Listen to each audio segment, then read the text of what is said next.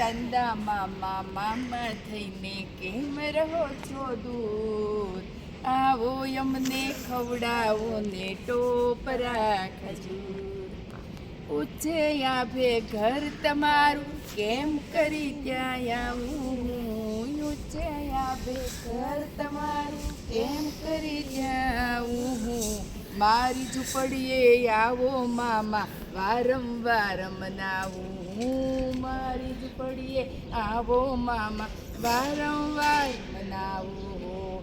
ચંદા મામા મામા થઈને કેમ રહો છો દૂર? આવો અમને ખવડાવો ને ટોપરા ખજૂર.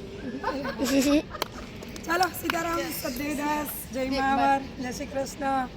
આજે અમરધામ આંગણે અમદાવાદથી આશાબેન પટેલ, જયાબેન એને તમારું ગોઠણવાલા કીધા ને નામ યાદ રહી ગયું છે. પછી મધુબેન અને ઇન્દુબેન એ છેલ્લા 2 દિવસથી આશ્રમની મુલાકાતે પધાર્યા છે, પ્રભુજીની સેવામાં પધાર્યા છે અને ખૂબ સરસ મજાનો સાથે મળી બધાએ આનંદ કર્યો. હવે આશાબેનને જ આપણે કહીએ કે તમને અહીંયા કેવી મજા આવી? ખૂબ મજા આવી તમારી સેવાકીય પ્રવૃત્તિથી. અંતર ખુશ થઈ ગયું. તમે જે વિડીયો સારા સારા બતાવો છો ને, પણ અંદરનું તમે કેટલું એ કામ કરો છો છે આ પ્રભુજીનું. કારણ કે એ તો અમે તમે કદી બતાવ્યું જ નથી, પણ અમે આ 2 દિવસમાં એ જોયું. ખરેખર અદ્ભુત, કોઈ કરી જ ન શકે. અમે તો બિલકુલ લઈ લીધો ને તમને.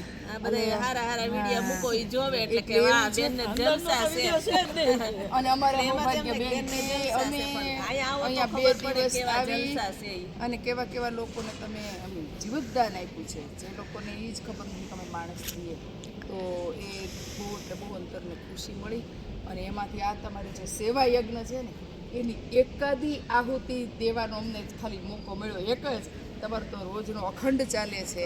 અને પરમાત્માને એવી પ્રાર્થના કરું કે આ પ્રવૃત્તિ તમે જે કરો છો ને એ તમારી ખૂબ આગળ જાય, ખૂબ આગળ જાય. મા અમરમાના આશીર્વાદ છે, પણ અમને પણ આ મોકો કરવાનો વારંવાર એ રીતે તક આપે એવી પરમાત્માના ચરણોમાં પ્રાર્થના. અને મારી દીકરી હીરવા, મારા દીકરાની દીકરી 7 વર્ષની છે. 4 પેઢીથી દીકરી નહોતી, એટલે દીકરીના સુખ કેવા હોય એ તો હવે ખબર પડી. અને હું કાયમ કહું કે 4થી પેઢીએ દીકરી કેરા સુખ જો, વારી જાઓ લાડકડીના વાલને રે લોલ. અરે રે વારી જાઓ લાડકડીના વાલને રે લોલ. મને અતિ વાલી છે. 24 ડિસેમ્બરે એમનો જન્મદિવસ ગયો. અમદાવાદમાં ત્યાં અનાથાશ્રમના બાળકોની અંદર વખતે જઈએ છીએ, પણ આ વખતે અહીંયા જે અમને લાભ મળ્યો છે અને આ યજ્ઞની અંદર જે કંઈ મારા દીકરીના નિમિત્તે હું અહીંયા દેવ આવી, મારા અંતરને અનહદ ખુશી છે. આપને પણ હું વિનંતી કરું, મારી દીકરી ખૂબ આગળ જાય, એની મનોકામના પૂર્ણ થઈને આવા આશીર્વાદ બસ એવા આશીર્વાદ આપજો. આપણે તો સન્માન કરવાનું ન હોય, આ તો શું કહેવાય, એ બધું ઓછું પડે. અન્નપૂર્ણેશ્વરી અમર માતની છે. અરે સરસ, તમે બધા આવ્યા તો મને ખૂબ ખુશી થઈ. અને તમારા બધાના સપોર્ટ છે તો એટલે આ કાર્ય થાય છે. અને બેને કીધું એમ દીકરીઓ મને ખૂબ વાલી છે. ભગવાને મને રહેવા દે. અને મને 9 દીકરીઓ દીધી. 9 દુર્ગા આશ્રમની અંદર પલી રહી છે. અમને પહેલી વાર અમને ખબર નથી, પણ મેં કીધું કે આ છોકરી માટે, પણ મને તો અહીંયા આવ્યા પછી ખબર પડી કે આમની જોડે એટલે ઘણા લોકોને વિડીયોના માધ્યમથી એમ હોય કે આશ્રમ ઉપર તમને લોકોને જલસા છે. પણ ખરેખર અહીંયા તમે 24 કલાક અમારી સાથે રહ્યું. ઠીક છે, અમે અમારા મોઢા ઉપર જે કંઈ પણ પ્રભુજીની પીડાઓ છે એ દેખાડતા નથી. અને અખંડ આનંદ એટલા માટે રાખીએ છીએ કે અમારા વિડીયો થકી કેટલાય એવા જીવો ઘરે બેઠા બેઠા હેરાન થાય છે, એ જીવે છે, જે કોઈને કહી નથી શકતા, ક્યાંય પોતાનું હૃદય ઠલવી નથી શકતા. તો અમે લાઈવના માધ્યમથી એને આનંદ કરાવવા લાઈવ કરતા હોય. બાકી અમારી અંદર આ બધાની પીડા કેટલી રાત દિવસ સતાવતી હોય ને એનું વર્ણન ન હોય, દેખાડતા ન હોય. ટૂંકમાં એ પીડા તમે પોતે હૃદયથી ભોગવો ને તો તમને સમજાય. એટલે અમે જે લાઈવમાં જલસા કરીએ છીએ ને એ ખરેખર જલસા કરતા ઈ તો જે બધા અહીંયા આવીને જોવે કાલે ને એને ખબર પરબના ધામમાં ગયા એ ગાડીમાં તઈ મને ખુદને એમ થયું કે પ્રભુજીને લેવા માટે આ ગાડી હોય એ પરમાત્મા એવી ગાડીની વ્યવસ્થા કર કે બેન રોજ આટા મારસ તો એના એ થાકે નહીં કાયમ આ કાર્યો માટે. અને અમે જે આવ્યા છીએ અમે તમને ઓળખતા નહોતા, એક પણ વિડીયા અમે ચૂક્યા નથી. હું તો તળિયા સુધી જાઉં કે આ પ્રભુજી છે તો એ ક્યાંથી મળ્યા, કેવી હાલતમાં મળ્યા, અને એને હિસાબે અમે અહીંયા. એટલે હું વારંવાર લાઈવના માધ્યમથી કહું છું કે હું કોઈ એવોર્ડ માટે, કોઈ વાહવાહી માટે, કોઈ સન્માન માટે, કોઈ ફંડ ભેગું કરવા માટે નથી કરતી. હું સાચા હૃદયથી કરું છું. ઠીક છે, મારી દીકરીની જરૂરિયાતો છે તો હું ક્યાંય કોઈનો દુરુપયોગ કરી અને આ આશ્રમ નથી ચલાવતી. અહીંયા જે જલસા કરીએ છીએ ને એ ક્યાંક ને ક્યાંક અમારા મગજને રિફ્રેશ કરવા, એટલે એ ખરેખર જલસાના રૂપે જલસા નથી, પણ અમે અમારા માઇન્ડને હસી મજાકના રસ્તે ડાયવર્ટ કરી અને આખા દિવસની જે પીડા જોઈએ.